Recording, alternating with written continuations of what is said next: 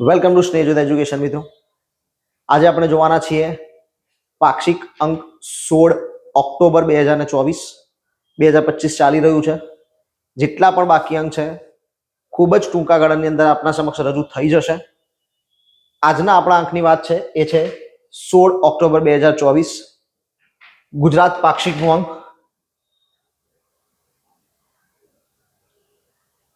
અંકનો મહત્વપૂર્ણ સૌપ્રથમ વિષય મહામુલુ રતન ટાટાજી અવસાન પામ્યા છે. જોઈ શકીએ છીએ કે સૌથી મહત્વપૂર્ણ યોગદાન નેનો કાર, સૌથી સસ્તી કાર કે જે અમાઉન્ટની અંદર 2 વ્હીલર પરચેસ કરી શકાતું હોય એ જ અમાઉન્ટની અંદર એમને 4 વ્હીલર્સ પ્રોવાઈડ કરી હતી. મિત્રો, કયા સન્માનથી તેઓ સન્માનિત થયેલા છે? તો પદ્મ વિભૂષણ એમને એનાયત થયેલું છે. એમના અવસાન પર ગુજરાત રાજ્યએ એક દિવસનો શોક જાહેર કરેલ છે. મિત્રો, યાદ રાખીશું કે પદ્મ વિભૂષણથી સન્માનિત હતા અને એમના અવસાન ઉપર ગુજરાત રાજ્ય દ્વારા એક દિવસનો શોક જાહેર કરાયો હતો. મિત્રો, આ પાક્ષિકના અંકમાં અમુક મહત્વપૂર્ણ વિગતો જેવી કે સુરત ફોર્ટ એટલે કે સુરત કિલ્લો સૌથી લોકપ્રિય ઐતિહાસિક સ્મારકો પૈકીનું એક સુરતનો ફોર્ટ. આવી જ રીતે અલગ અલગ જે મહત્વના સ્થળો છે તે આજના પાક્ષિક અંકમાં આપને જોવા મળશે. મિત્રો, ત્યારબાદ છે એક મહત્વપૂર્ણ તારીખ 7 ઓક્ટોબર 2001. 7 ઓક્ટોબર 2001 એટલે નરેન્દ્ર મોદી સાહેબ કે જે હાલમાં આપણા પ્રધાનમંત્રી છે તેઓ દ્વારા 2001ના વર્ષની અંદર ગુજરાતના મુખ્યમંત્રી તરીકે શપથ ગ્રહણ કરવા. તો યાદ રાખીશું કે મુખ્યમંત્રી તરીકે ગુજરાતમાં પ્રધાનમંત્રી નરેન્દ્ર મોદીએ ક્યારે શપથ ગ્રહણ કરેલા? તો 7 ઓક્ટોબર 2001ના રોજ કર્યા હતા. તે સમયે તેઓ 51 વર્ષની ઉંમરના હતા અને ગુજરાતના 14મા મુખ્યમંત્રી બન્યા હતા. તે અગાઉ 13 મુખ્યમંત્રીઓ ગુજરાત પાસે રહી ચૂક્યા હતા. આ 14મા મુખ્યમંત્રી ગુજરાતને મળેલા છે.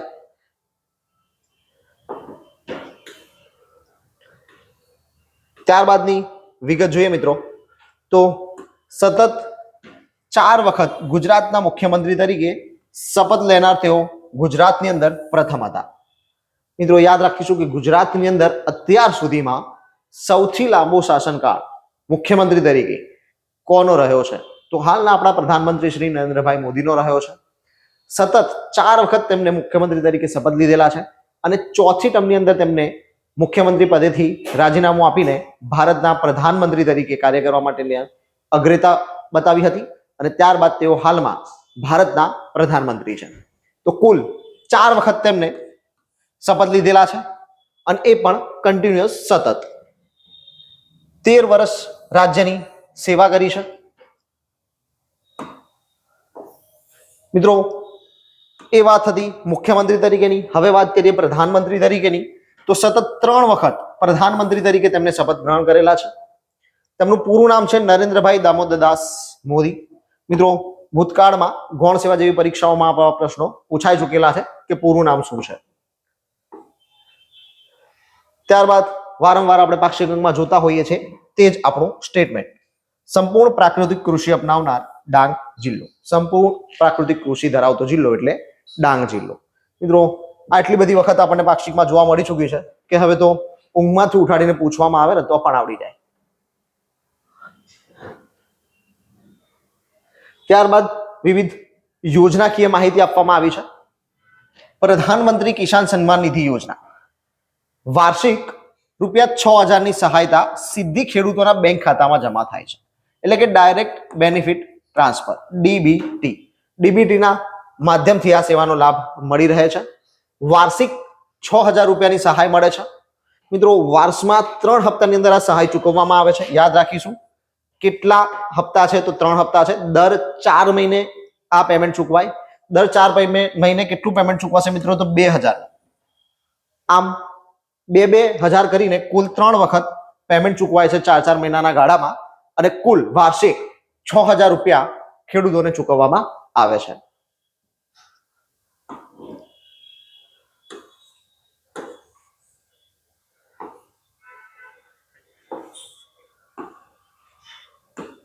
નેક્સ્ટ પોઈન્ટ છે મિત્રો, કચ્છ ખાતે વિશ્વનો સૌથી મોટા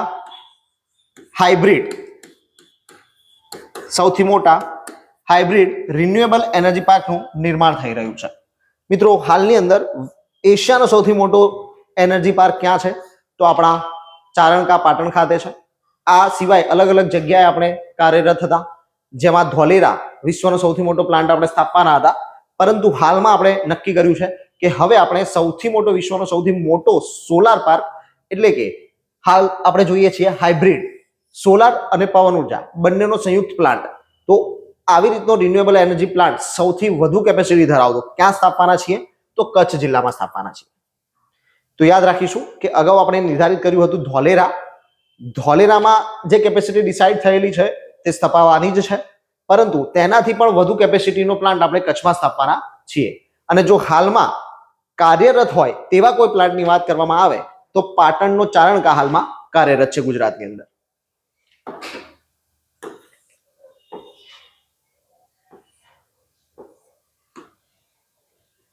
ત્યારબાદ છે ગરીબ કલ્યાણ મેળો. વર્ષ 2009માં ગરીબ કલ્યાણ મેળાનો પ્રારંભ થયો હતો.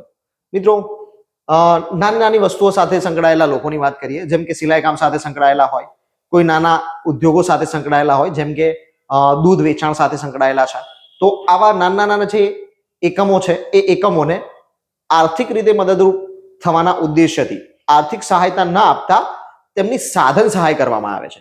એટલે કે સિલાઈ કામ કરવા ઈચ્છતા વ્યક્તિને સિલાઈ મશીન પૂરું પાડવું, ડેરી ઉદ્યોગ કરવા ઈચ્છતા વ્યક્તિઓને ડેરી ઉદ્યોગના સાધનો પૂરા પાડવા, કોઈ પોતાનો વ્યવસાય કાચડા તરીકે એટલે કે શાકભાજી વેચાણ માટે કરવા માંગે છે તો એને એ માટેની લારી પૂરી પાડવી. તો આ રીતના બધી જે સહાય છે એ ગરીબ કલ્યાણ મેળા અંતર્ગત મળવા પાત્ર છે અને એની શરૂઆત વર્ષ 2009માં કરવામાં આવી હતી. ત્યારબાદ વાત કરીએ વર્ષ 2007ની, તો આદિજાતિના નાગરિકોની ઉન્નતિ માટે વનબંધુ કલ્યાણ યોજના શરૂ કરાઈ હતી. તો મિત્રો વનબંધુ કલ્યાણ યોજના કયા વર્ષે શરૂ થઈ હતી? તો વર્ષ 2007માં. SC, ST, OBC, EBC વિદ્યાર્થીઓ માટે 2012થી સમરસ છાત્રાલય યોજનાનો અમલ કરવામાં આવ્યો છે.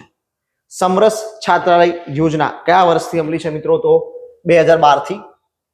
કયા છાત્રાઓને લાભ મળે છે? તો SC, ST, OBC અને ABS. 2006માં શરૂ થયેલ sickle cell anaemia control programme. Sickle cell anaemia મિત્રો બ્લડને લગતો આ એક રોગ છે. તો લોહી સાથે સંબંધિત આ રોગની અંદર આપણને લોહી સતત ચડાવવાની જરૂર પડતી હોય છે, સિકલ સેલ એનિમિયા. આના કંટ્રોલ માટેનો પ્રોગ્રામ વર્ષ 2006માં શરૂ કરાયો હતો સરકાર દ્વારા. વર્ષ 2010માં ભારત સરકારનો prime minister award for excellence in public administration પણ મળેલો છે. મિત્રો 2010માં આ જે સિકલ સેલ એનિમિયા કંટ્રોલ પ્રોગ્રામ છે તેને prime minister award for excellence in public administration પ્રાપ્ત થયેલો છે. એ સિવાયની વાત કરીએ મિત્રો તો શ્રી ગોવિંદ ગુરુ યુનિવર્સિટી ક્યાં આવેલી છે? પંચમહાલ ખાતે. શ્રી ગોવિંદ ગુરુ યુનિવર્સિટી આવેલી છે પંચમહાલ ખાતે.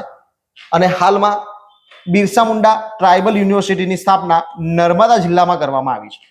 તો આમ આદિજાતિના વિદ્યાર્થીઓ માટે 2 યુનિવર્સિટીની સ્થાપના છે, એક પંચમહાલ, એક નર્મદા. પંચમહાલની અંદર ગુરુ ગોવિંદસિંહ અને જે નર્મદા છે ત્યાં બિરસા મુંડા ટ્રાઇબલ યુનિવર્સિટી.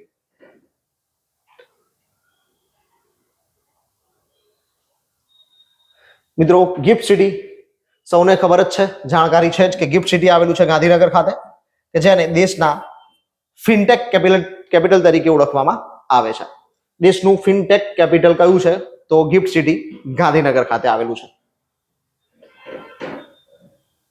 જામનગરમાં વિશ્વનું પ્રથમ global centre for traditional medicine નિર્માણાધીન છે. મિત્રો WHO ની પરવાનગીથી આ નિર્માણ પામી રહ્યું છે. Global centre for traditional medicine ક્યાં નિર્માણ પામી રહ્યું છે? જામનગર જિલ્લાની અંદર નિર્માણ પામી રહ્યું છે. શું છે? તો વિશ્વનું પ્રથમ છે. વિશ્વની અંદર આવું global centre for traditional medicine ક્યાંય સ્થાપવામાં નથી આવ્યું, જે પ્રથમ જામનગર ખાતે સ્થપાશે. રાજકોટમાં અદ્યતન એમ્સ હોસ્પિટલ કાર્યરત થઈ ચૂકી છે. રાજકોટ ખાતે ગુજરાતની એકમાત્ર એમ્સ આવેલી છે. 2007માં 108 એમ્બ્યુલન્સ સેવાની શરૂઆત થઈ હતી. મિત્રો, કોઈ પણ ઇમરજન્સીના સમયગાળામાં અકસ્માત થયો હોય કે ઘરે કોઈ પણ પ્રકારની શારીરિક પ્રોબ્લેમ ઊભી થઈ હોય તો એવા આકસ્મિક સંજોગોની અંદર તરત જ સારવાર પૂરી પાડવા માટે 108 હેલ્પલાઇન નંબર કાર્યરત છે, જેની શરૂઆત 2007ના વર્ષમાં કરાઈ હતી. Gujarat mobile food testing van શરૂ કરનારું પ્રથમ રાજ્ય હતું. મિત્રો, યાદ રાખીશું કે ગુજરાતની અંદર જ્યારે ફૂડ ટેસ્ટિંગ માટે મોબાઈલ વાનની શરૂઆત થઈ ત્યારે ગુજરાત રાજ્ય આવું કરનારું પ્રથમ રાજ્ય બન્યું હતું, જ્યાં ફૂડ ટેસ્ટિંગ માટે મોબાઈલ વાન ઉપલબ્ધ હોય.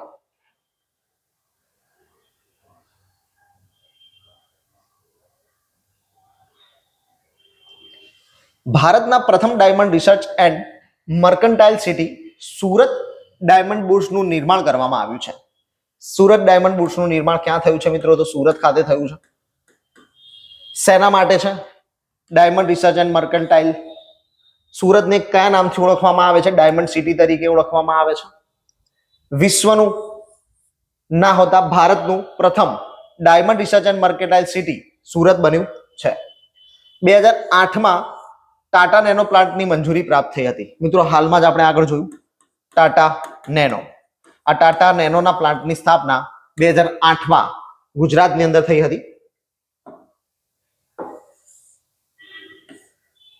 ગુજરાત એ દેશનું એકમાત્ર રાજ્ય છે કે જ્યાં 4 સેમિકન્ડક્ટર પ્લાન્ટ કાર્યરત થવા જઈ રહ્યા છે. મિત્રો, કેટલા પ્લાન્ટ કાર્યરત થવાના છે? તો 4 પ્લાન્ટ કાર્યરત થવાના છે. કઈ જગ્યાએ? ગુજરાતમાં. શેના પ્લાન્ટ છે?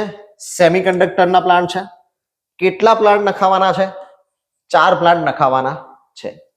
અને અહીંયા સ્પષ્ટતા કરી છે કે એકમાત્ર રાજ્ય એટલે કે બીજા સેમિકન્ડક્ટર પ્લાન્ટ્સ 4 કોઈ પણ રાજ્યમાં નથી. હાલાકી એક જ બાર છે, બીજા કોઈ રાજ્યમાં પ્લાન્ટ છે નહીં. ત્યાર પછીનો મુદ્દો જોઈએ તો 48 નોન મેજર અને એક મેજર પોર્ટ, એમ કુલ 48 + 1 49 પોર્ટ્સ ગુજરાતની અંદર આવેલા છે, જે પૈકી દેશના 40% કાર્ગોને હેન્ડલ કરવામાં આવે છે. ભારતના 100% કાર્ગો હેન્ડલિંગનું 40% કાર્ગો હેન્ડલિંગ ગુજરાત કરે છે. અને ગુજરાતની અંદર કેટલા પોર્ટ્સની અંદર આ થાય છે? તો ગુજરાતના કુલ 48 + 1 49 પ્લોટ્સની અંદર આ થાય છે. મિત્રો, પોર્ટ્સની વાત કરવામાં આવે તો 48 એ નોન મેજર છે, જ્યારે એક મેજર પોર્ટ છે.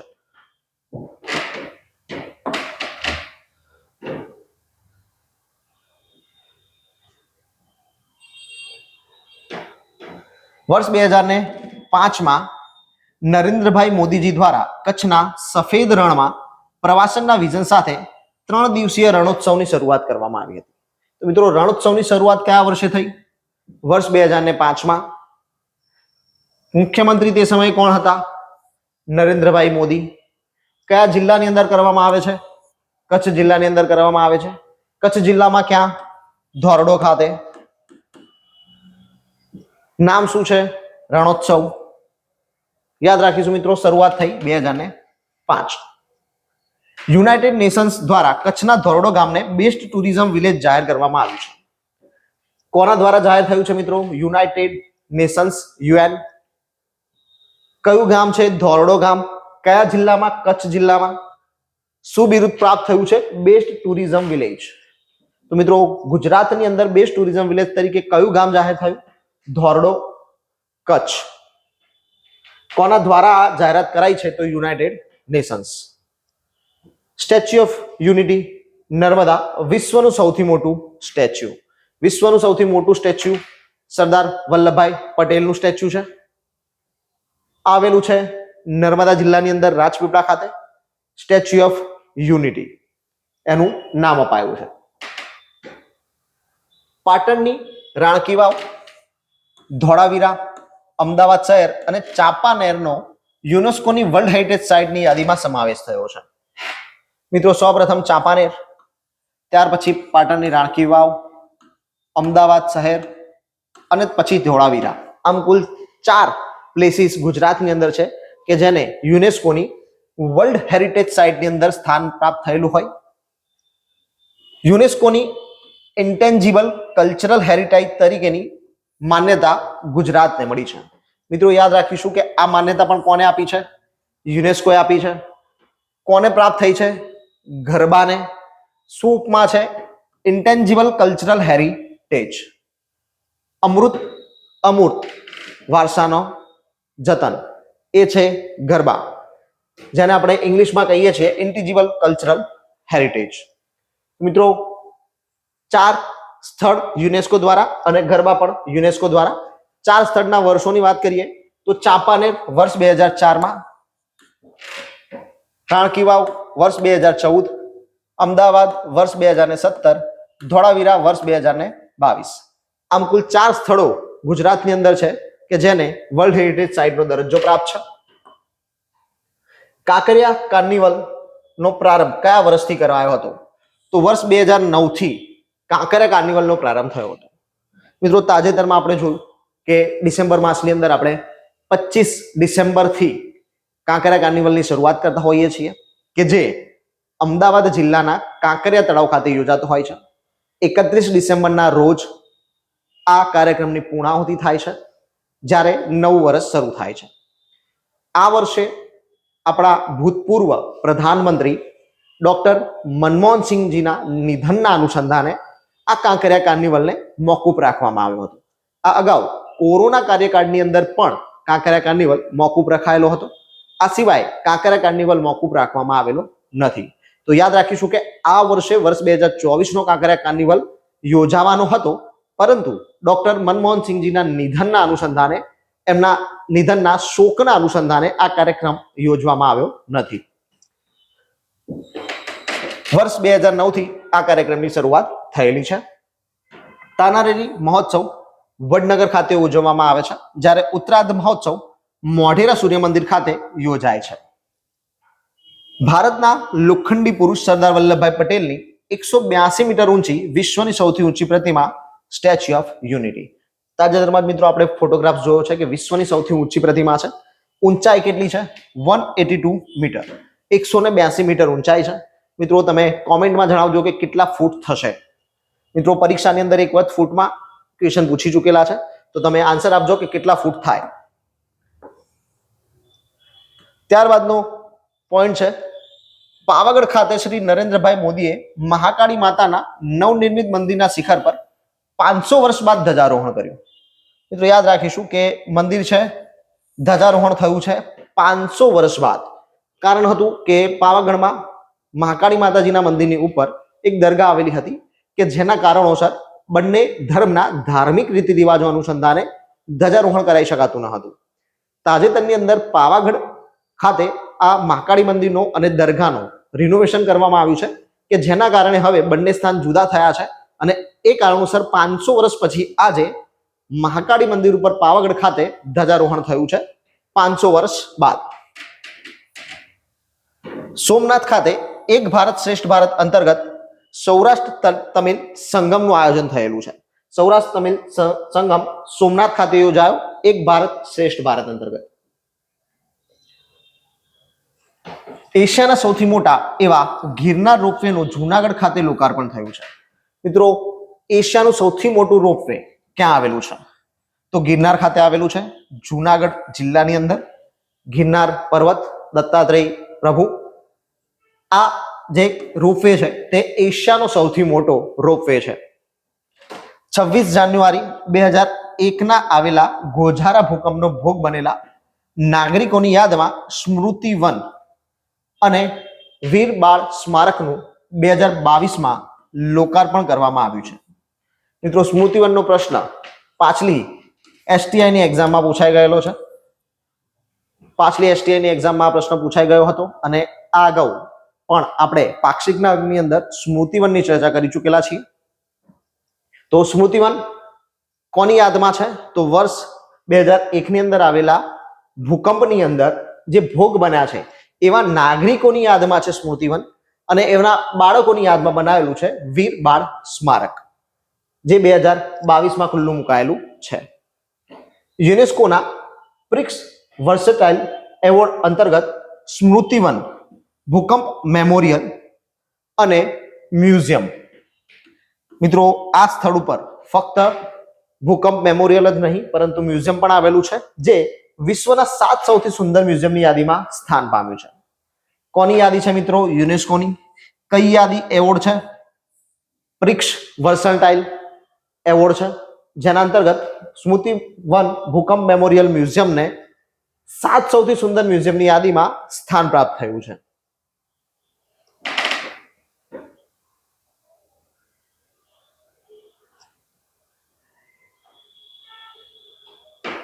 સપ્ટેમ્બર 2022માં શ્રી નરેન્દ્રભાઈ મોદીએ ગુજરાતને પ્રથમ વંદે ભારત ટ્રેનની ભેટ આપી.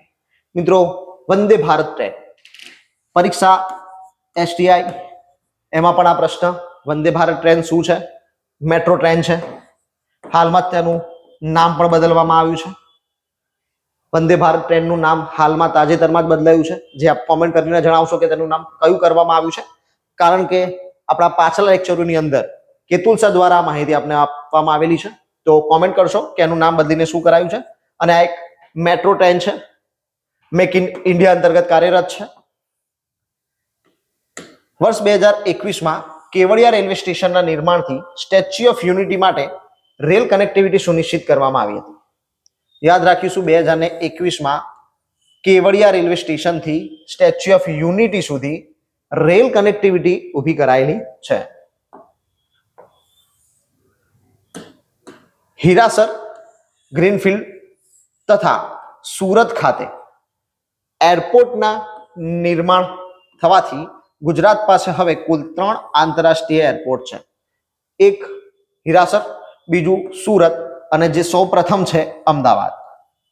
અમદાવાદ એરપોર્ટ સૌપ્રથમ વર્ષ 1991 અમદાવાદ ખાતે સૌપ્રથમ આંતરરાષ્ટ્રીય એરપોર્ટની સ્થાપના. ત્યારબાદ હાલમાં સુરત અને હીરાસર ખાતે આપણે આ સ્થાપના કરી છે.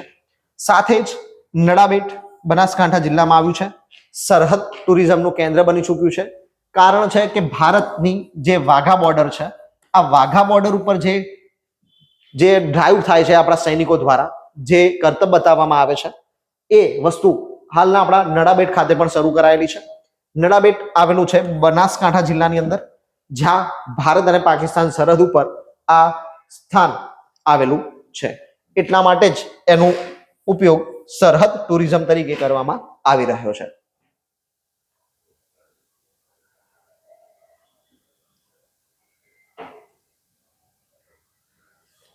શ્રી નરેન્દ્રભાઈ મોદીના નેતૃત્વમાં નારી ગૌરવ નીતિ ઘડનાર ગુજરાત દેશનું પ્રથમ રાજ્ય બન્યું છે. યાદ રાખીશું મિત્રો કે નારી ગૌરવ નીતિ ઘડનારું સૌપ્રથમ રાજ્ય કયું હતું? ગુજરાત. એ સમયે મુખ્યમંત્રી પદ પર કોણ હતા? હાલના આપણા પ્રધાનમંત્રી નરેન્દ્રભાઈ મોદી સાહેબ. ગુજરાતે સૌપ્રથમ ચિરંજીવી યોજના અમલમાં મૂકી, જેમાં માતાઓને દવાખાનામાં વિનામૂલ્યે પ્રસૂતિ સારવાર પ્રાપ્ત થાય છે.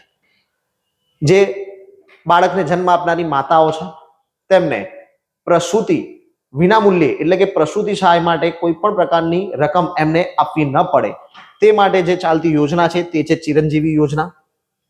આવી યોજના શરૂ કરનાર ગુજરાત ભારતનું સૌપ્રથમ રાજ્ય હતું.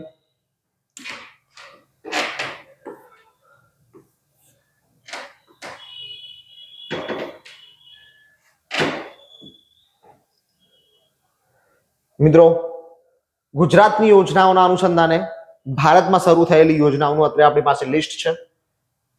ગુજરાતની અંદર જેમ વાઇબ્રન્ટ ગુજરાત હતું, તેમ ભારતની અંદર બીજા અલગ અલગ રાજ્યોની અંદર ઇન્વેસ્ટમેન્ટ સમિટની શરૂઆત કરવામાં આવી છે ઉદ્યોગ મંત્રાલય દ્વારા. ગુજરાતની અંદર વાઇબ્રન્ટ ગુજરાતની શરૂઆત વર્ષ 2003 થી કરાઈ હતી. ગુજરાતની અંદર મા યોજના, મુખ્યમંત્રી અમૃતમ યોજના વર્ષ 2012માં શરૂ થઈ, જેને કેન્દ્રની અંદર પ્રધાનમંત્રી જન આરોગ્ય યોજના PM જય તરીકે શરૂ કરવામાં આવી, કે જેનું મંત્રાલય છે આરોગ્ય અને પરિવાર કલ્યાણ મંત્રાલય. ગુજરાતની અંદર જ્યોતિર્ગ્રામ યોજના કાર્યરત હતી, કે જે વર્ષ 2003માં શરૂ થઈ હતી. ભારતમાં જ્યોતિર્ગ્રામ યોજનાના સમકક્ષ યોજના કઈ છે? તો દીનદયાલ ઉપાધ્યાય ગ્રામ જ્યોતિ યોજના. કયું મંત્રાલય સંભાળે છે? ઉર્જા મંત્રાલય સંભાળે છે. ત્યાર પછી છે સોઇલ હેલ્થ કાર્ડ યોજના. સોઇલ હેલ્થ કાર્ડ યોજના ગુજરાતમાં વર્ષ 2003માં શરૂ થઈ અને તેને કેન્દ્રમાં 2014માં લઈ જવામાં આવી. કૃષિ અને ખેડૂત કલ્યાણ મંત્રાલય તેના અંતર્ગત કામ કરે છે. ખેલ મહાકુંભ યોજના વર્ષ 2010 ની અંદર શરૂ કરવામાં આવી હતી. તાજેતરમાં ખેલો મહાકુંભ 3.0 શરૂ કરવામાં આવ્યું છે. 2010 ની અંદર આની શરૂઆત થઈ હતી. ભારતની અંદર ખેલો ઇન્ડિયા કાર્યક્રમની શરૂઆત આ અંતર્ગત થઈ અને હાલમાં તે રમતગમત મંત્રાલય અંતર્ગત કાર્યરત છે. સ્વ જલધારા યોજના વર્ષ 2002 માં શરૂ કરાઈ હતી ગુજરાતમાં. ભારતમાં આ યોજના હર ઘર જલ તરીકે ઓળખાય અને પાણી પુરવઠા વિભાગ દ્વારા તેનું સંચાલન કરવામાં આવે છે. ગુજરાતની યોજના છે નિર્મળ ગુજરાત શૌચાલય યોજના. દરેક ઘરમાં શૌચાલય મળી રહે. વર્ષ 2007 માં ગુજરાતની અંદર આ યોજના કાર્યરત થઈ. ભારતમાં સ્વચ્છ ભારત મિશન અંતર્ગત SBM, જેને આપણે ઓળખીએ SBM તરીકે, સ્વચ્છ ભારત મિશન અભિયાન અંતર્ગત આ શૌચાલયો બનાવવાની કાર્યવાહી શરૂ થઈ, જે શહેરી અને ગ્રામીણ વિકાસ મંત્રાલય અંતર્ગત કાર્યરત છે. મુખ્યમંત્રી ગૃહ યોજના વર્ષ 2013 માં શરૂ કરવામાં આવી હતી. નિરાશ્રિતો જે છે એમને ઘર આપવા માટે કેન્દ્રની અંદર પ્રધાનમંત્રી આવાસ યોજના તરીકે તેને ઓળખવામાં આવી અને તે હાલમાં શહેરી અને ગ્રામીણ વિકાસ અંતર્ગત કામ કરે છે. સ્વાગત કાર્યક્રમ ગુજરાતની અંદર વર્ષ 2003 માં શરૂ કરાયો હતો. મિત્રો, સ્વાગત કાર્યક્રમ કે જેની અંતર્ગત નાગરિક પોતાની ફરિયાદ લઈને સીધા જ મુખ્યમંત્રી પાસે જઈ શકે. મુખ્યમંત્રી સીધા જ તેમની ફરિયાદ સાંભળશે. એ કાર્યક્રમ છે આપણો સ્વાગત કાર્યક્રમ, જે વર્ષ 2003 માં શરૂ કરાયો હતો. 181 અભ્યમ હેલ્પલાઇન ગુજરાતની અંદર 2014 માં શરૂ થઈ. 181 મહિલા હેલ્પલાઇન ગૃહ વિભાગ અંતર્ગત કાર્યરત છે. તો મિત્રો, આ બધી યોજનાઓ હતી એ છે કે ગુજરાતની યોજનાના આધારે ભારતની યોજનાઓનું નિર્માણ થયું. આ એ જ યોજનાઓ છે કે જે પ્રધાનમંત્રી નરેન્દ્ર મોદી સાહેબે ગુજરાતના મુખ્યમંત્રી હતા તે સમયે લોન્ચ કરી હતી અને ભારતમાં જઈને તેને ભારતના અનુસંધાને પણ લોન્ચ કરી છે.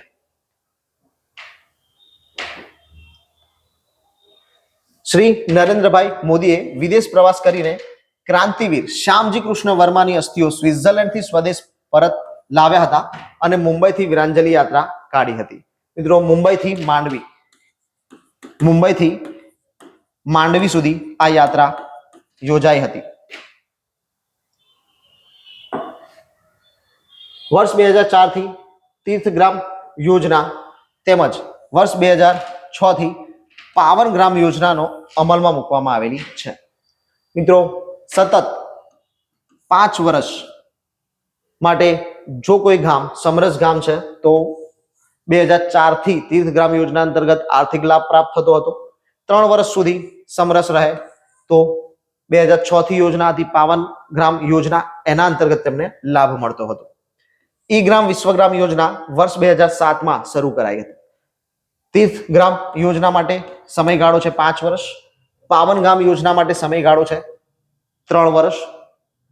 ઈ ગ્રામ વિશ્વગ્રામ યોજના વર્ષ 2007 માં શરૂ કરાયેલી છે. વર્ષ 2001 થી સમરસ ગ્રામ પંચાયત યોજનાનો અમલ થયો હતો. સમરસ ગ્રામ પંચાયત યોજના 2001 થી અમલી બની. 2004 માં તીર્થગ્રામ યોજના અને 6 માં પાવનગ્રામ યોજના અમલમાં મૂકવામાં આવી. 2006 માં પ્રતિભાશાળી ખેલાડીઓ માટે શક્તિદૂત યોજનાની પણ શરૂઆત થઈ.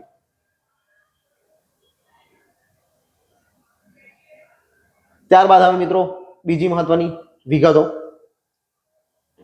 ગિફ્ટ સિટીમાં ભારતના પ્રથમ ઇન્ટરનેશનલ ફાઇનાન્શિયલ સર્વિસીસ સેન્ટર ઓથોરિટીના મુખ્યાલયની ઇમારતનો શિલાન્યાસ કરાયો છે.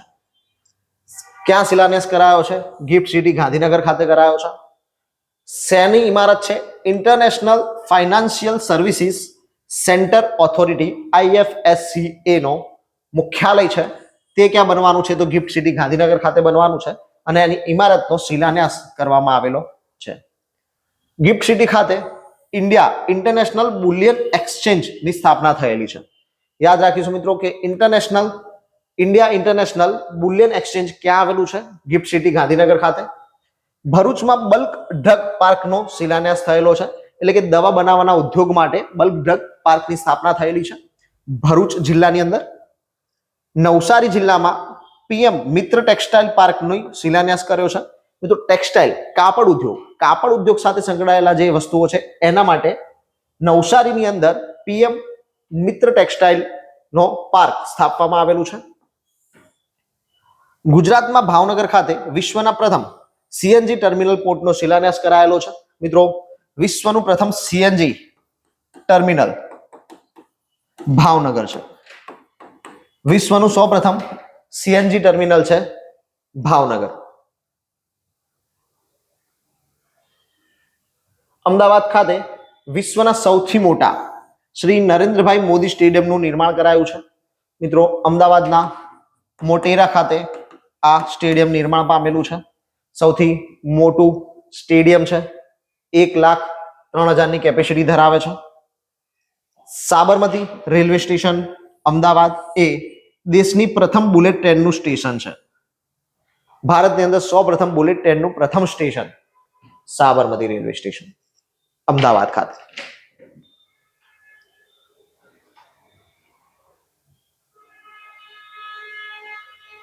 દર વર્ષે 7 ઓક્ટોબર થી 15 ઓક્ટોબર સુધી વિકાસ સપ્તાહની ઉમંગભેર ઉજવણી કરવામાં આવનાર છે. કયા વર્ષથી શરૂઆત થઈ છે મિત્રો? તો 2024 થી શરૂઆત થઈ છે. વર્ષ 2024 માં સૌ પ્રથમ વખત 7 ઓક્ટોબર થી 15 ઓક્ટોબરને વિકાસ સપ્તાહ તરીકે ઉજવવામાં આવ્યો છે. કારણ શું છે મિત્રો? તો 7 ઓક્ટોબર 2001 આ દિવસે મુખ્યમંત્રી તરીકે હાલના પ્રધાનમંત્રી નરેન્દ્રભાઈ મોદીએ ગુજરાતના મુખ્યમંત્રી તરીકે શપથ ગ્રહણ કર્યા હતા. તેથી 7 ઓક્ટોબર થી એક અઠવાડિયા માટે વિકાસ સપ્તાહની ઉજવણીની શરૂઆત થઈ છે વર્ષ 2024 થી.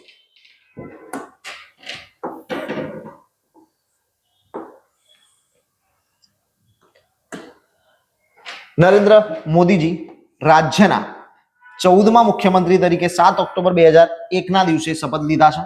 આગળ પણ જોઈ ગયા, ફરી રિપીટ થયું છે. વર્ષ 2001 થી 24 સુધીના 23 વર્ષની સર્વગ્રાહી વૈશ્વિક વિકાસ યાત્રાની સફળતાની ગાથામાં જન ભાગીદારીને જોડવા સમગ્ર રાજ્યમાં વિકાસ સપ્તાહની ઉજવણીનો પ્રારંભ ભારત વિકાસ પ્રતિજ્ઞાથી થયો હતો. એટલે કે આ સપ્તાહની ઉજવણી, વિકાસ સપ્તાહની ઉજવણી શરૂઆત ક્યાંથી થાય છે? તો 7 ઓક્ટોબર 2024 ના રોજથી.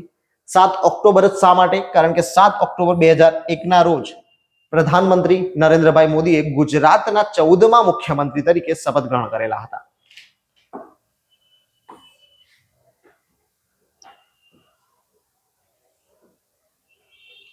આઈ ક્રિકેટ અમદાવાદ યુવાનોમાં સ્ટાર્ટઅપ કલ્ચરને પ્રોત્સાહન મળી રહ્યું છે.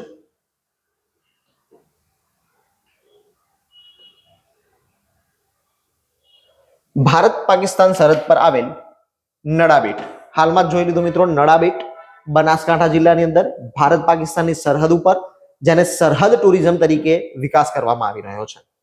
ભૂકંપના પીડિતોને સમર્પિત ભુજના સ્મૃતિવન સ્મારક અને મ્યુઝિયમ, સ્મૃતિવન સ્મારક અને મ્યુઝિયમ કચ્છ જિલ્લાની અંદર ભુજમાં વર્ષ 2001 ની અંદર ભૂકંપ આવ્યો હતો. તેમાં અવસાન પામેલા વ્યક્તિઓની યાદમાં બનાવાયેલું રોશનીથી શણગારવામાં આવી હતી. મિત્રો રોશનીની વસ્તુ જુદી છે, પરંતુ આપણે ઇમ્પોર્ટન્ટ બે વસ્તુ, એક છે નડાબેટ અને એક છે સ્મૃતિવન. સ્મૃતિવનનો પ્રશ્ન પાછલી એસટીઆઈ ની પરીક્ષામાં પૂછાઈ ગયો.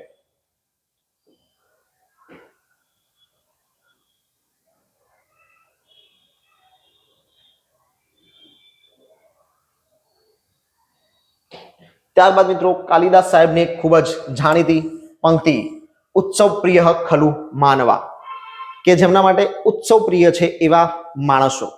મિત્રો ઉત્સવ આપણા માટે ખૂબ જ જરૂરી છે. આપણે જોઈએ છીએ કે એક ઉત્સવ પૂરો ન થતા જ બીજા ઉત્સવની તૈયારીઓ આપણે શરૂ કરી દેતા હોઈએ છીએ. તો આ કલ્ચરના અનુસંધાને કાલિદાસજી દ્વારા આ સ્ટેટમેન્ટ સંસ્કૃત ભાષામાં અપાયું હતું કે ઉત્સવ પ્રિય ખલું માનવા.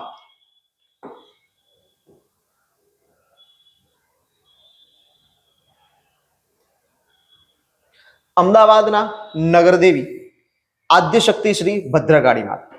મિત્રો અમદાવાદની અંદર ભદ્રકાળી માતાનું મંદિર આવેલું છે ભદ્ર કિલ્લા પાસે.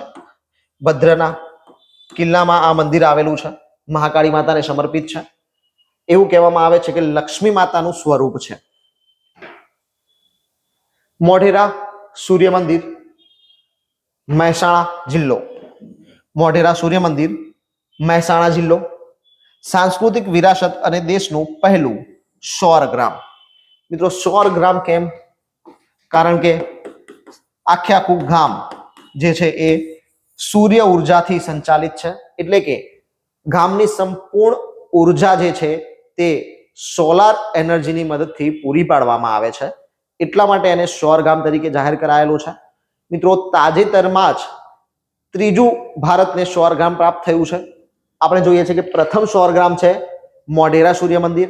તો અન્ય 2 સૌર ગ્રામની માહિતી આપ મને કોમેન્ટની અંદર આપશો કે બીજા 2 કયા સૌર ગ્રામ મોઢેરા સૂર્ય મંદિર પછી બનેલા છે. મિત્રો એક ગામ જે બીજું છે તે સરહદનું સૌપ્રથમ સૌર ગામ છે. તો સરહદી સૌપ્રથમ સૌર ગામ તરીકે પણ એ જાણીતું છે, એટલે કોમેન્ટમાં આપણે એ જણાવવું પડશે. કેન્દ્રીય ગૃહ અને સહકાર મંત્રી શ્રી અમિતભાઈ શાહે અમદાવાદની સોલા સિવિલ હોસ્પિટલમાં દેશના પ્રથમ ટેલી રિહેબિલિટેશન સેન્ટરનો પ્રારંભ કરાવ્યો છે. કેન્દ્રીય ગૃહ અને સહકાર મંત્રી છે હાલમાં અમિતભાઈ શાહ. કઈ જગ્યાએ તેમને દેશના પ્રથમ ટેલી રિહેબિલિટેશન સેન્ટરનો પ્રારંભ કરાવેલો છે? તો અમદાવાદ જિલ્લાની સોલા સિવિલ હોસ્પિટલમાં કરાવેલ છે. કયું સેન્ટર છે? Tally rehabilitation centre. સંસ્કારી સંસ્થામાં આ પ્રકારનું સેન્ટર કરનારું ગુજરાત સમગ્ર દેશમાં પ્રથમ રાજ્ય છે. મિત્રો ટેલી રિહેબિલિટેશન સ્ટેશન સેન્ટર્સ અત્યાર સુધી નિર્માણ પામેલા જ છે, પરંતુ આ તમામે તમામ કેવા છે? તો પ્રાઇવેટ છે, ખાનગી છે. સરકારી સંસ્થાની અંદર આ નિર્માણ પામ્યું હોય તેવું સૌપ્રથમ છે. તો સૌપ્રથમ સરકારી સંસ્થામાં સ્થાન પામેલું ટેલી રિહેબિલિટેશન સેન્ટર છે ગુજરાત ખાતે. ગુજરાતની અંદર અમદાવાદ ખાતે સોલા સિવિલ હોસ્પિટલમાં.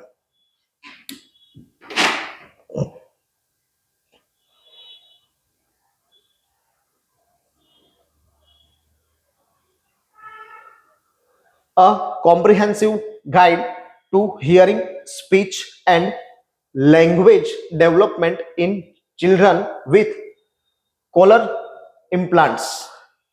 આ પુસ્તક કોક્લિયર ઇમ્પ્લાન્ટ ધરાવતા બાળકોમાં વિવિધ સ્તરે વિવિધ પ્રવૃત્તિઓ દ્વારા શ્રવણ એટલે કે સાંભળવું, વાણી એટલે કે બોલવું અને ભાષા જે હિન્દી, ઇંગ્લિશ, ગુજરાતી ભાષાના વિકાસને દર્શાવવા માટે બનાવવામાં આવ્યું છે. તો મિત્રો આ એક પુસ્તક છે કે જે શ્રવણ સાંભળવાની ક્ષમતા, વાણી બોલવાની ક્ષમતા અને ભાષાની ક્ષમતા દર્શાવવા માટેનું છે. એનો વિકાસ દર્શાવી શકે છે. આઇકોનિક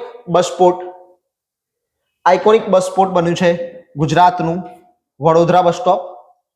એરપોર્ટ પ્રકારનું બસ સ્ટેશન બનાવવામાં આવ્યું છે. જેવી એરપોર્ટમાં સુવિધાઓ હોય તેવા પ્રકારની સુવિધાઓ આ બસ સ્ટેશનમાં પૂરી પાડવામાં આવી છે. બસ સ્ટેશન છે વડોદરા બસ સ્ટેશન, અને એટલા માટે તેને આઇકોનિક બસ પોર્ટનો દરજ્જો પ્રાપ્ત થયો છે.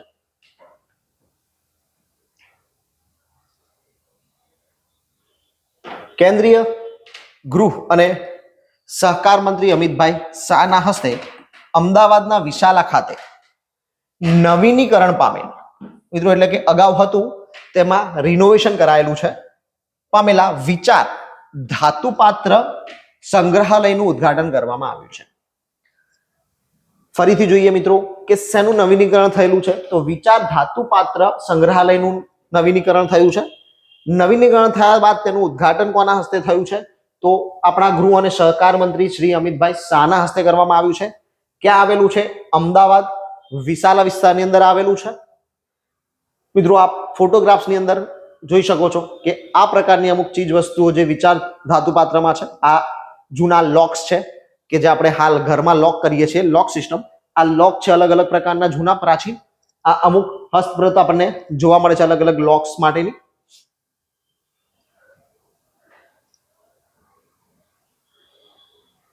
મિત્રો ઇકોનોમિક્સના અનુસંધાનનો એક નાનકડી વિગત કે આરબીઆઈના નિયમ મુજબ એનપીએ કેટલા ટકા હોવો જોઈએ? તો આરબીઆઈની ગાઈડલાઈન મુજબ એનપીએ 5% થી વધુ ન હોવો જોઈએ.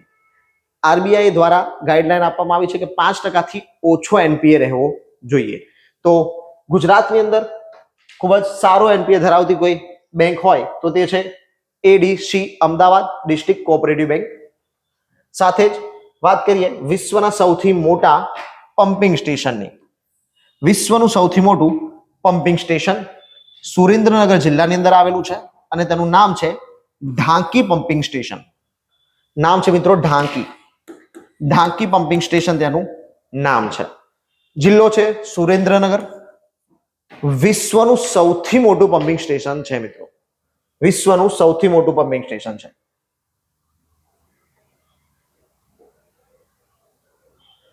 ગુજરાત પોલીસનું 13 તુજકો અર્પણ સિટીઝન સેન્ટ્રિક પોર્ટલ પણ લોન્ચ કરાયેલું છે મિત્રો. નાગરિકોની સુવિધા માટે 13 તુજકો અર્પણ એક પોર્ટલ લોન્ચ કરવામાં આવ્યું છે ગુજરાત પોલીસ દ્વારા.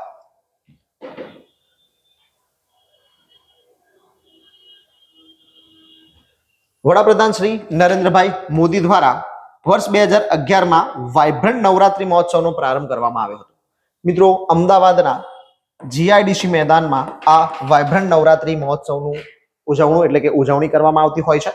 શરૂઆત વર્ષ 2011માં તત્કાલીન મુખ્યમંત્રી શ્રી નરેન્દ્રભાઈ મોદીજી દ્વારા કરાઈ હતી.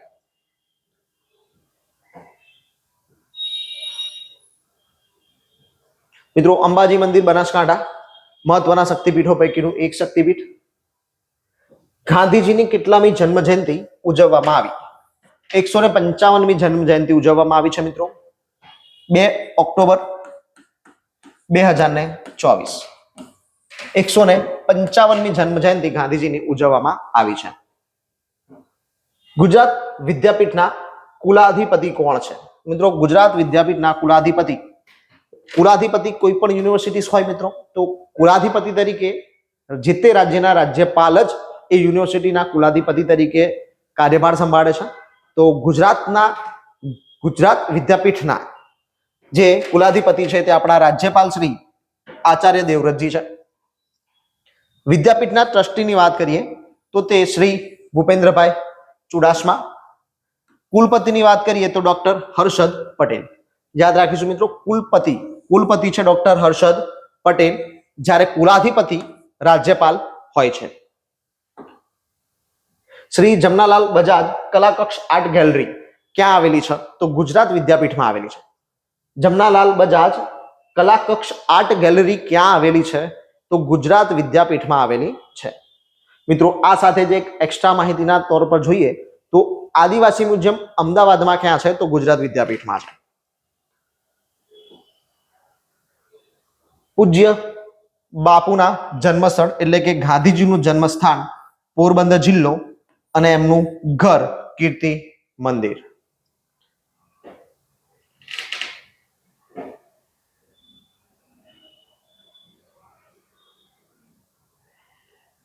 સ્વચ્છતાની વાત કરીએ મિત્રો તો સારી સાફ સફાઈથી જ ભારતના ગામોને આદર્શ બનાવી શકાય, આવો વિચાર કોનો હતો? તો મહાત્મા ગાંધીજીનો વિચાર હતો કે સારી સાફ સફાઈથી જ ભારતના ગામોને આદર્શ બનાવી શકાશે. મિત્રો, લોકલ ફોર વોકલ એટલે કે જે વિસ્તારની પ્રાથમિકતા હોય એ વિસ્તારની પ્રાથમિકતાના અનુસંધાને ખરીદી કરવી. અત્રે આપણને મુખ્યમંત્રી શ્રી બતાવ્યા છે કે જે ખાદીની ખરીદી કરી રહ્યા છે પોતાના વિસ્તારમાંથી. મિત્રો, ત્યારબાદ છે દાંડી મ્યુઝિયમ નવસારી. દાંડી સત્યાગ્રહનું મેમોરિયલ, દાંડી સત્યાગ્રહ મેમોરિયલ ક્યાં આવેલું છે? નવસારી ખાતે આવેલું છે. દાંડીમાં આપણે આ જે ફોટોગ્રાફ્સ દેખાય છે તે ગાંધીજી સહિત જે 78 સાથીઓએ દાંડી યાત્રામાં ભાગ લીધો હતો તેમના સ્કલ્પચર છે, એટલે કે તેમના પૂતળા મૂકવામાં આવેલા છે.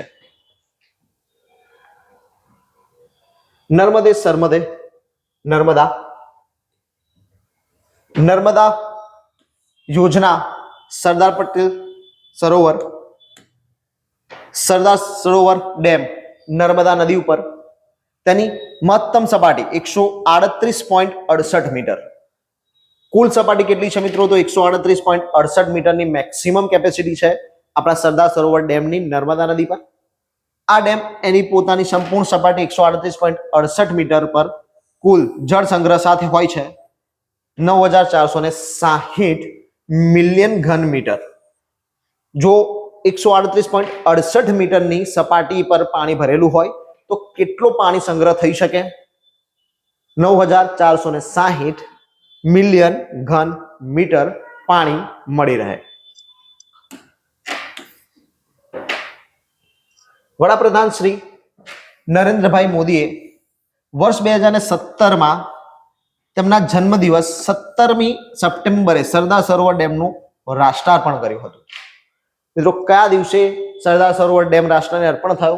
17 સપ્ટેમ્બર 2017. આપણે જોયું છે આગળ 7 ઓક્ટોબર 2001 કે જેના રોજ મુખ્યમંત્રી તરીકે હાલના પ્રધાનમંત્રી નરેન્દ્રભાઈ મોદી દ્વારા શપથ ગ્રહણ કરવામાં આવ્યા હતા. ગુજરાતના 14માં મુખ્યમંત્રી બન્યા હતા. તેઓએ વર્ષ 2017માં 17 સપ્ટેમ્બર એટલે કે તેમના જન્મદિવસ નિમિત્તે સરદાર સરોવર ડેમને રાષ્ટ્રને અર્પણ કર્યો હતો.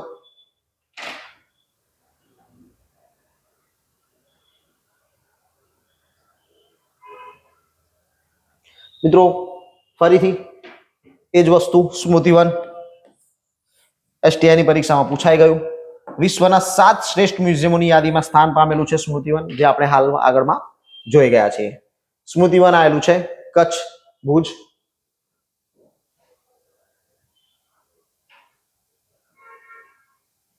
ચારણકા સોલાર પ્લાન્ટ, પાટણ, દેશનો જે તે સમયનો પહેલો સોલાર પાર્ક. આપણે હાલમાં જ વાત કરી કે એના પછી આપણે ધોલેરાની વાત કરી ચૂક્યા છીએ અને હાલમાં કચ્છની અંદર સૌથી મોટો solar park, hybrid solar park સ્થાપવાની વાત કરી છે. તો પાટણનો ચારણકા સોલાર પ્લાન્ટ જે તે સમય જ્યારે એની સ્થાપના થઈ ત્યારે એ દેશનો પ્રથમ સૌથી વધુ સોલાર કેપેસિટી ધરાવતો પ્લાન્ટ હતો.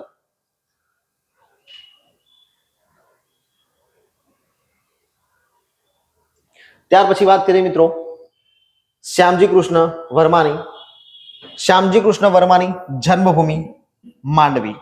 મિત્રો માંડવી 2 જિલ્લાઓની અંદર આવે છે, કચ્છ, સુરત. હાલ આપણે જે માંડવીની વાત કરી રહ્યા છીએ તે કચ્છના અનુસંધાને કરી રહ્યા છે. કચ્છના માંડવીની અંદર શ્યામજી કૃષ્ણ વર્માની જન્મભૂમિ આવેલી છે. 4 ઓક્ટોબર 2024ના દિવસે માંડવીને શ્યામજી કૃષ્ણ વર્મા સ્મારક ક્રાંતિતીર્થ તરીકે એક વધુ સ્મારક પ્રાપ્ત થયું છે. કઈ તારીખ છે મિત્રો? તો 4 ઓક્ટોબર 2024. જગ્યા એ જ શ્યામજી કૃષ્ણ વર્માનું જન્મસ્થળ માંડવી. શું પ્રાપ્ત થયું છે? તો એક સ્મારક ક્રાંતિતીર્થ પ્રાપ્ત થયું છે. કોણે એનાયત કર્યું છે? હાલના મુખ્યમંત્રી શ્રી ભૂપેન્દ્રભાઈ પટેલે લોકાર્પિત કર્યું છે.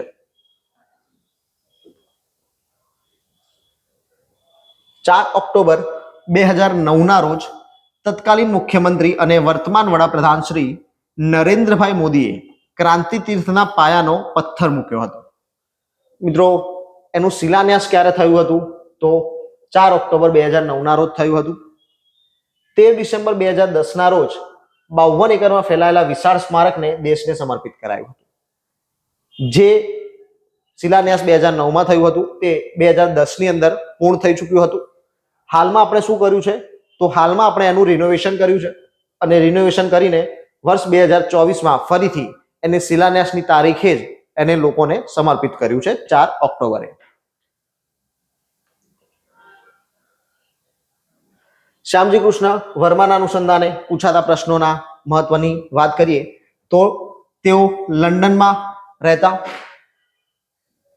ઇન્ડિયા હાઉસની સ્થાપના કરી. ઉદ્દેશ્ય હતો ભારતના વિદ્યાર્થીઓને સ્કોલરશિપ આપવાનો. સ્કોલરશિપ સાથે બીજો ઉદ્દેશ્ય હતો તેમને ત્યાં સ્થાયી કરવાનો. સ્થાયી કરીને મહત્વપૂર્ણ કાર્ય ભારતની આઝાદી માટે પ્રેરવાનું. એટલે કે ઇન્ડિયા હાઉસની જે સ્થાપના છે એ ઇન્ડિયા હાઉસની સ્થાપના કયા ઉદ્દેશ્યથી થઈ?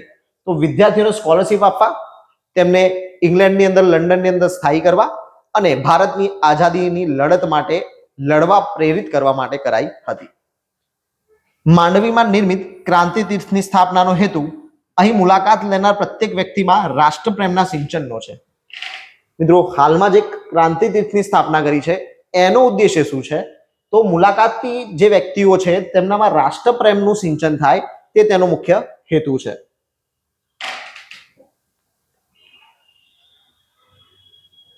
એક જુલાઈ 1905ના રોજ તેઓએ ઇન્ડિયા હાઉસ મકાનને ખુલ્લું મૂક્યું હતું. કઈ તારીખ છે મિત્રો? તો 1 જુલાઈ, વર્ષ છે 1905. ઇન્ડિયા હાઉસ લંડનની અંદર ખુલ્લું મુકાયું હતું શ્યામજી કૃષ્ણ વર્મા દ્વારા. જૂન 1907માં તેઓ પેરિસ ચાલ્યા ગયા હતા. ઇન્ડિયા હાઉસની અંદર ભારતીયોને એકઠા કરીને ભારતની આઝાદી માટે પ્રેરતા હતા. આ અનુસંધાને બ્રિટિશ સરકાર તેમને પકડી ન લે તે માટે વર્ષ 1907માં તેઓ લંડનથી પેરિસ ગયા હતા. પેરિસમાં તેમને સરદારસિંહ રાણા અને મેડમ ભીખાઈજી કામાના સહયોગથી વંદે માતરમ અને ઇન્ડિયન સોશિયોલોજિસ્ટ નામના મુખપત્રો શરૂ કર્યા હતા. તેઓ બે મુખપત્રો ચલાવતા હતા મિત્રો. એક છે વંદે માતરમ અને બીજું છે ઇન્ડિયન સોશિયોલોજિસ્ટ. આ બે મુખપત્રો આપણા શ્યામજી કૃષ્ણ વર્મા ચલાવતા હતા. એમને મદદ કોણ કરી રહ્યું હતું? તો સરદારસિંહ રાણા અને મેડમ ભીખાજી કામા કરી રહ્યા હતા. પેરિસની અંદર આ પ્રવૃત્તિ ચાલતી હતી.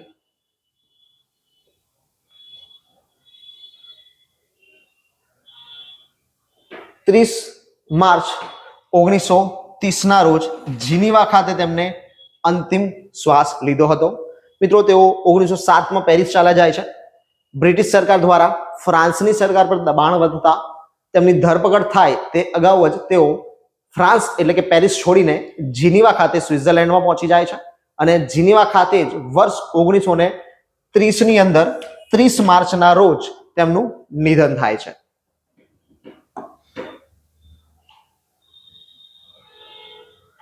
શ્યામજી કૃષ્ણ વર્માના દેહાવસાનના 73 વર્ષ બાદ ઓગસ્ટ 2003માં તત્કાલીન મુખ્યમંત્રી અને વર્તમાન વડાપ્રધાન શ્રી નરેન્દ્રભાઈ મોદી એમની આગેવાનીમાં એક ઉચ્ચ સ્તરીય ડેલિગેશન દ્વારા સ્વિટ્ઝરલેન્ડ જાય છે અને શ્યામજી કૃષ્ણ વર્મા અને તેમના પત્ની ભાનુમતીના અસ્થિ સ્વદેશ લઈ આવે છે અને લાવીને સૌપ્રથમ મુંબઈ ખાતે ઉતરે છે અને મુંબઈથી માંડવી સુધી યાત્રા નીકળે છે.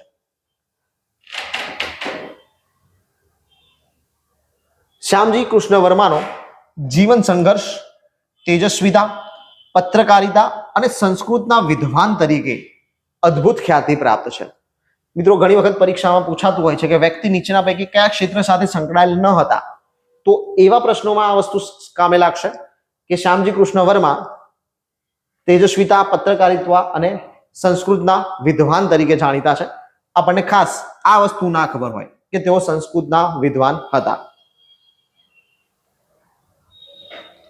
જેના સન્માનમાં 1989માં કેન્દ્ર સરકારે ટપાલ ટિકિટ બહાર પાડી હતી. કચ્છ યુનિવર્સિટીને પણ ક્રાંતિગુરુ પંડિત શ્યામજી કૃષ્ણ વર્મા કચ્છ યુનિવર્સિટી નામ આપવામાં આવ્યું છે.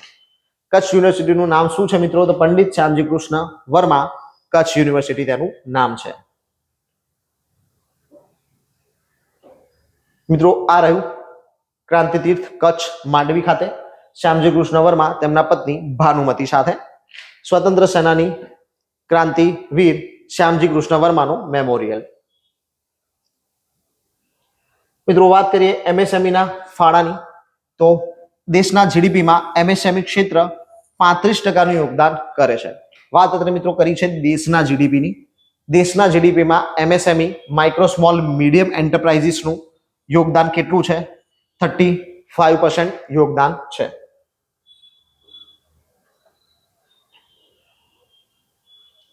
ત્યારબાદ વાત કરીએ મિત્રો બર્ડ ડાયવર્સિટી રિપોર્ટ ગુજરાત દ્વારા પક્ષી ગણતરીની.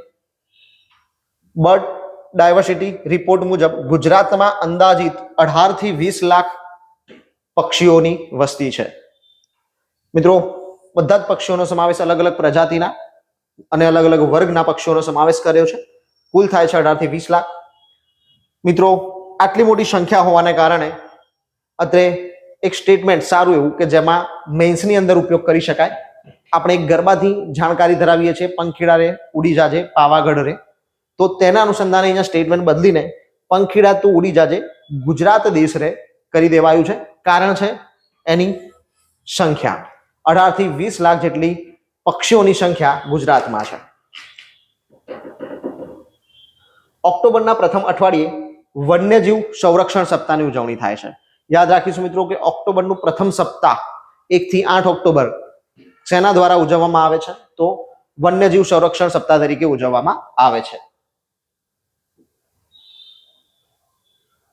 ગુજરાતમાં વન વિભાગ દ્વારા તૈયાર કરાયેલા બર્ડ ડાયવર્સિટી રિપોર્ટ 2023-24 ને જાહેર કરતા વન અને પર્યાવરણ મંત્રી મુળુભાઈ બેરા. મિત્રો રિપોર્ટ કોના દ્વારા તૈયાર કરાયો? વન વિભાગ દ્વારા. રિપોર્ટ કયો છે? વર્ષ 2023-24. કોણે રજૂ કર્યો છે? વન અને પર્યાવરણ મંત્રી શ્રી મુડુભાઈ બેરાજીએ રજૂ કરેલો છે. તો યાદ રાખીશું વન વિભાગ દ્વારા કામ થયું છે. સૌથી વધુ પક્ષીઓની વાત કરવામાં આવે મિત્રો તો દેવભૂમિ દ્વારકા જિલ્લાની અંદર સૌથી વધુ 456 પક્ષી પ્રજાતિઓ છે. કચ્છ જિલ્લાની અંદર 161 પ્રજાતિ સાથે 4.56 લાખ જેટલા પક્ષીઓ જોવા મળે છે.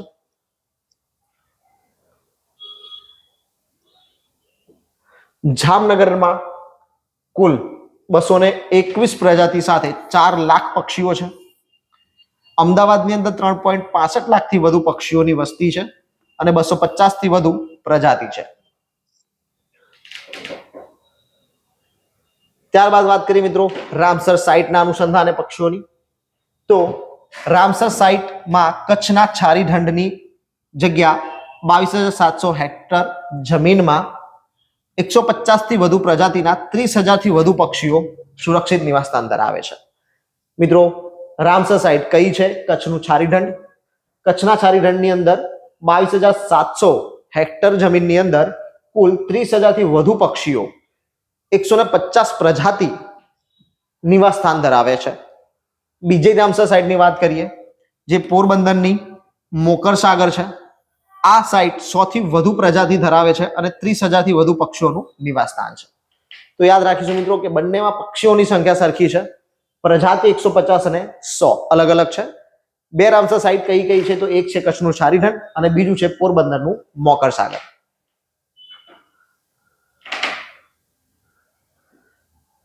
દ્વારકા સુદર્શન બ્રિજ. મિત્રો સુદર્શન બ્રિજ અહીંયા એક મોરપીંછ ની આકૃતિ બનાવવામાં આવેલી છે. 4 ધામ તીર્થમાંનું એક તીર્થધામ દ્વારકા. દ્વારકાને બેટ દ્વારકાને જોડતો આ બ્રિજ છે સુદર્શન બ્રિજ. ત્યારબાદ વાત કરીએ મિત્રો ઘુડખર વસ્તી ગણતરીની. ગુજરાતમાં ઘુડખરની વસ્તીમાં 26% વધારો થયો છે. કેટલા ટકા વધારો છે મિત્રો? 26%. 26% વધારો ગુજરાતની અંદર ઘુડખરની વસ્તીમાં થયો છે. ઘુડખર હાલ ભારતમાં એકમાત્ર ગુજરાતના કચ્છના નાના મોટા રણ વિસ્તારમાં જ જોવા મળે છે. હાલ જોવા મળતું હોય તો ક્યાં છે મિત્રો? ખાલી ને ખાલી ગુજરાતની અંદર જ જોવા મળે છે. ઘુડખરની વસ્તી 26.14% વધારા સાથે અંદાજિત 7,672 નોંધાઈ છે. કેટલો વધારો છે મિત્રો? 26.14%. વસ્તી કેટલી થઈ છે? તો 7,672 વસ્તી થઈ છે. ગુજરાતમાં દર 5 વર્ષે ઘુડખરની વસ્તી ગણતરી કરવામાં આવે છે. ઘુડખરની વસ્તી ગણતરી દર કેટલા વર્ષે યોજાય છે? તો દર 5 વર્ષે યોજાય છે. આ વર્ષે એટલે કે 2024માં વન અને પર્યાવરણ વિભાગ દ્વારા 10મી ઘુડખર વસ્તી ગણતરી કરવામાં આવી હતી. મિત્રો આ કેટલામી ઘુડખર વસ્તી ગણતરી હતી? 10મી ઘુડખર વસ્તી ગણતરી હતી. ઘુડખરની કુલ વસ્તી અંદાજે 7,672 નોંધવામાં આવી. કુલ વસ્તી 7,672 નોંધાઈ. છેલ્લા વર્ષમાં 6,082 એટલે છેલ્લું એટલે મિત્રો 5 વર્ષ અગાઉનું 5 વર્ષ પહેલા હતી 6,082. ગુજરાતના ઘુડખર વિશ્વમાં ઇક્વાસ હેમિનિયસ ખુર અથવા તો ખુર તરીકે ઓળખાય છે. ઇક્વાસ હેમિનિયસ ખુર અથવા ખુર તરીકે ગુજરાતના ઘુડખરોને વિશ્વની અંદર ઓળખવામાં આવે છે. રાજ્યના કુલ 6 જિલ્લાઓની અંદર ઘુડખર જોવા મળે છે. મિત્રો પરીક્ષામાં પૂછાય કે કેટલા જિલ્લાઓની અંદર ઘુડખર જોવા મળે છે? રાજ્ય એકમાત્ર છે ગુજરાત. ગુજરાતના કેટલા જિલ્લામાં ઘુડખર જોવા મળે? તો 6 જિલ્લાઓની અંદર ઘુડખર જોવા મળે. 6 જિલ્લાઓમાં સૌથી વધુ 2,705 ઘુડખર સુરેન્દ્રનગરમાં વસવાટ કરે છે. સૌપ્રથમ જિલ્લો છે સુરેન્દ્રનગર કે જ્યાં સૌથી વધુ ઘુડખર વસવાટ કરે છે. સૌથી વધુ ઘુડખર ક્યાં વસવાટ કરે છે? કયા જિલ્લામાં? તો સુરેન્દ્રનગર જિલ્લામાં. વિસ્તાર પૂછવામાં આવે તો કચ્છના નાના મોટા રણ વિસ્તારની વાત છે. ત્યારબાદ બીજો 1993 ઘુડખર સાથે કચ્છ જિલ્લો. ત્યાર પછી ત્રીજો જિલ્લો છે 1615 ઘુડખર સાથે પાટણ. 710 ઘુડખર બનાસકાંઠામાં. 642 ઘુડખર મોરબીમાં અને 7 ઘુડખર અમદાવાદમાં. આમ કુલ 6 જિલ્લા ઘુડખર ધરાવે છે. સૌથી વધુ છે સુરેન્દ્રનગરમાં, ત્યાર પછી આવે છે કચ્છ, કચ્છ પછી પાટણ, પછી બનાસકાંઠા, પછી મોરબી અને છેલ્લે અમદાવાદ. આમ કુલ આ 6 જિલ્લાઓની અંદર ઘુડખરની વસ્તી હાલમાં વર્ષ 2024ની વસ્તી ગણતરી દરમિયાન જોવા મળેલી છે. વન પ્રદેશ પ્રમાણે સૌથી વધુ 3234 ઘુડખર ધાંગધ્રામાં છે અને 2325 રાધનપુર અને 2113 ભચાઉમાં વસવાટ કરે છે. પરંતુ આ કેવા ઘુડખર છે મિત્રો? વન પ્રદેશ પ્રમાણમાં. વન પ્રદેશના આધારે જોવા જઈએ તો સૌથી વધુ ઘુડખર ક્યાં છે? ધાંગધ્રામાં છે, બીજા નંબરે રાધનપુર અને ત્રીજા નંબરે ભચાઉ. મિત્રો ઘુડખર વસ્તી ગણતરીની સાથે સાથે નીલગાય, ચિંકારા, કાળિયાર, જંગલી ભૂંડ, ભારતીય શિયાળ, રણલોકડી જેવા વન્ય જીવોનો પણ ગણતરીમાં સમાવેશ થયો હતો. એટલે કે આ પ્રાણીઓની પણ વસ્તી ગણતરી યોજાઈ હતી. ભારતીય ઘુડખર ઇક્વેસ હેમિનિયસ ખુર ની ખાસ વિશેષતા એ છે કે ગુજરાતના ઘુડખર રણમાં 45 થી 50 ડિગ્રી જેટલા આકરા તાપમાન વચ્ચે પણ જીવી શકે છે. કચ્છના રણની અંદર 45 થી 50 ડિગ્રીની ગરમીમાં પણ આ પ્રાણીઓ જીવી શકે છે. રણમાં આવેલા ટાપુ પર ઉગતું ઘાસ જ આ ઘુડખરનો મુખ્ય ખોરાક છે. મુખ્ય ખોરાક કયો છે ઘુડખરોનો? તો ઘાસ. જે નાના નાના ટાપુઓની રચના થાય છે, એ ટાપુઓ પર ઉગતું ઘાસ એ આ ઘુડખરનો ખોરાક છે. આ ઉપરાંત બદામી રંગના ઘુડખર ખૂબ જ ભરાવદાર હોય છે અને રણમાં 50 થી 70 કિલોમીટરની ઝડપે દોડી શકે છે. એટલે કે મિત્રો 1 કલાકમાં 50 થી 70 કિલોમીટર જેટલું અંતર કાપી શકે છે આ ઘુડખર. એની સ્પીડ છે 50 થી 70 કિલોમીટરની. આ સિવાય એની સ્થિતિની વાત કરીએ મિત્રો તો international union for conservation of India 2008 ના રિપોર્ટ મુજબ ઘુડખર બહુ જ ઓછા પ્રમાણમાં જોવા મળતા હોવાથી વન્યજીવ સંરક્ષણ અધિનિયમ 1972, ભારતનો વન્યજીવ સંરક્ષણ અધિનિયમ 1972 એના શેડ્યુલ 1 માં તેનું સ્થાન આવેલું છે. એને આરક્ષિત કરવામાં આવે છે શેડ્યુલ 1 માં મૂકીને. IUCN ની જો લિસ્ટ ચેક કરીએ તો થ્રેટન્ડ સ્પીસીસની યાદીમાં ઘુડખર એન્ડેન્જર્ડ કેટેગરીમાં મુકાયેલા છે.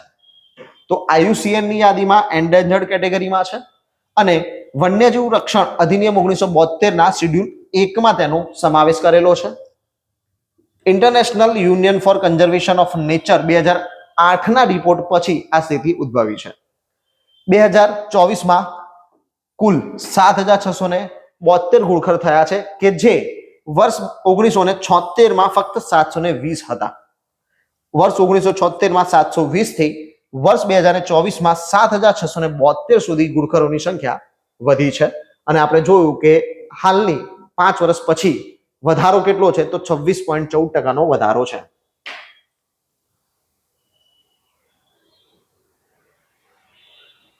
ત્યારબાદ મિત્રો આ એક સ્મારક છે આપણું પાલધડ વાવ.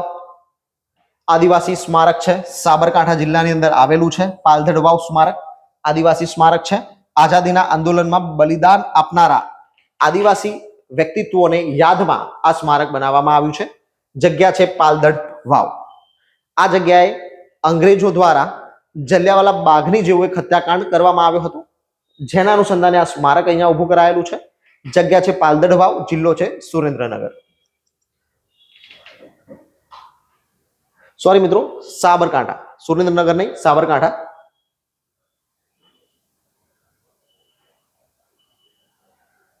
ત્યારબાદ dinosaur park Raiyali, Mahisagar, Balasinor. Raiyali dinosaur park Balasinor, Mahisagar. Aravalli, Mahisagar. દેશનું પહેલું અને વિશ્વનું ત્રીજું ડાયનાસોર પાર્ક સ્થાપિત થયેલું છે રૈયાલી ખાતે. રૈયાલી ખાતે દેશનું પહેલું અને વિશ્વનું ત્રીજું ડાયનાસોર પાર્ક નિર્માણ પામેલું છે બાલાસિનોરમાં.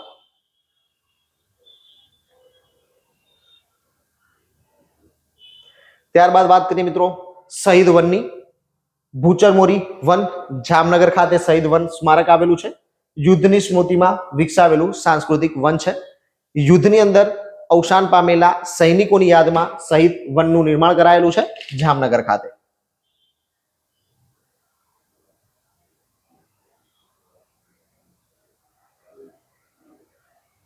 ગિરનાર રોપવે હાલમાં જ આપણે જોઈ ગયા કે સૌથી મોટી રોપવે છે આપણી.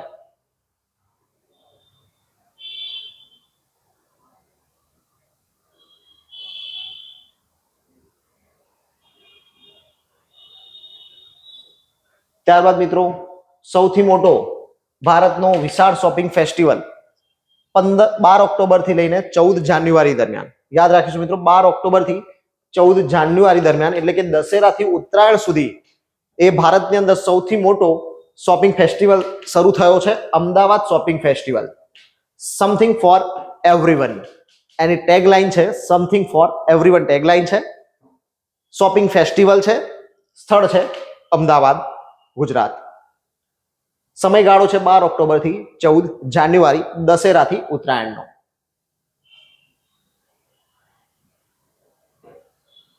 મિત્રો આપણો આ પાક્ષિક અંક 16 ઓક્ટોબર 2024 અત્રે પૂર્ણ થાય છે.